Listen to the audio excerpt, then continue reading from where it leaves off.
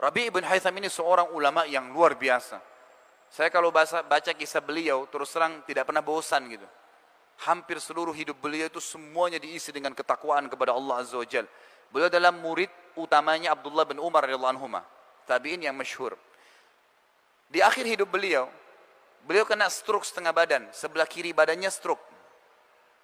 Ada muridnya 2 orang datang ke rumahnya bertamu. Jadi ada 4 kejadian di sini waktu itu. Datanglah muridnya, kemudian muridnya mengucapkan kalimat begini, 2 orang masuk. Wahai imam, kalau kita sekarang ustadz atau kiai, wahai imam, kami ingin bertanya, apa yang membentuk pribadi anda, sehingga anda kalau berbicara selalu sesuatu yang bermanfaat. Kalau dia ucapkan kalimat, nasihat, nanya kabar, gitu kan?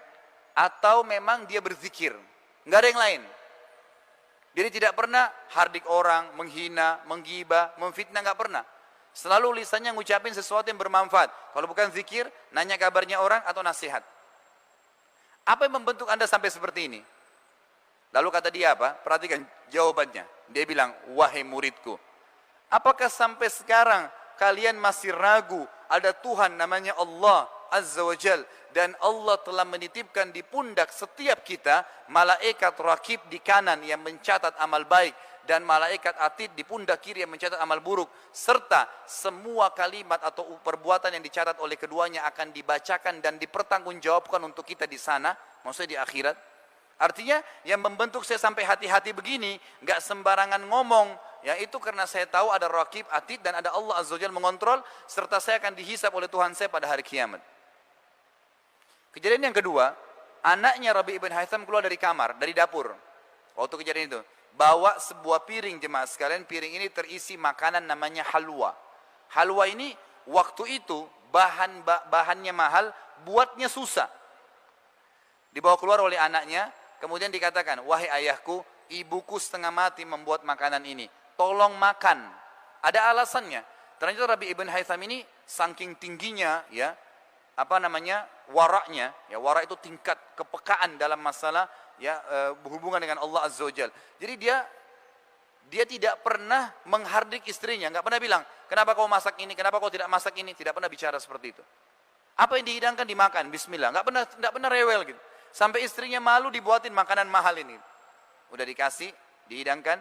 Lalu Rabi' ibn Haytham memberikan isyarat kepada muridnya, baiklah, karena stroke setengah badan sebelah kiri, kanan masih bisa diambil. Mau diambil kue tersebut sudah dipotong-potong, muridnya juga mau ambil. Tiba-tiba ada kejadian, ada yang ketuk pintu rumahnya. Dia kasih isyarat anaknya suruh buka pintu itu. Dibuka pintunya. Waktu dibuka, jemaah sekalian, di depan pintu bukan fakir miskin ya, tapi orang gila. Rambutnya berantakan, bajunya kotor, nggak pakai sendal, dan dalam kisah ini dikatakan, dalam athar ini, dari mulutnya netes air liur yang tidak nyaman untuk dilihat. Lalu dia kasih isyarat dengan tangannya minta makan.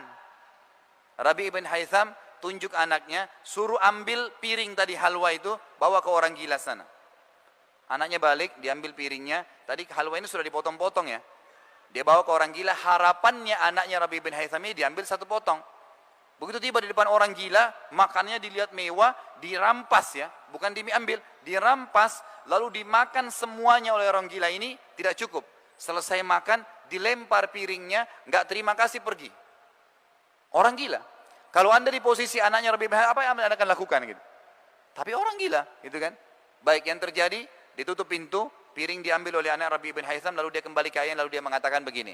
Dan ini juga adab ya, anda sebagai anak biasakan kalau bicara dengan ayah anda atau orang tua anda selalu ikutkan dengan doa.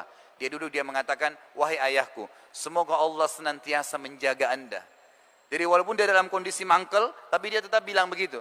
Tadi ya ayah, ia minta-minta depan pintu orang gila. Dia nggak tahu nilainya makanan yang sedang kita kasih.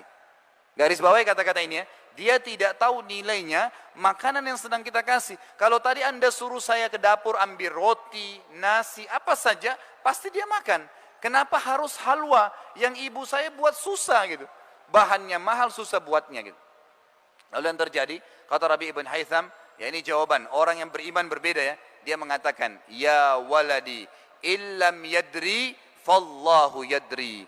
Lan tanalu birra hatta tunfiqu mimma tuhibbun. Wahai anakku, kalau dia tidak tahu nilai makanan yang sedang kita kasih tadi halwa itu, mahalnya, susah buat bahannya, nggak penting buat saya. Karena Allah tahu nilainya makanan itu. Lalu dia bacakan ayat, kalian tidak akan mendapatkan balasan sempurna dari pahala sampai kalian menginfakkan apa yang paling kalian cintai.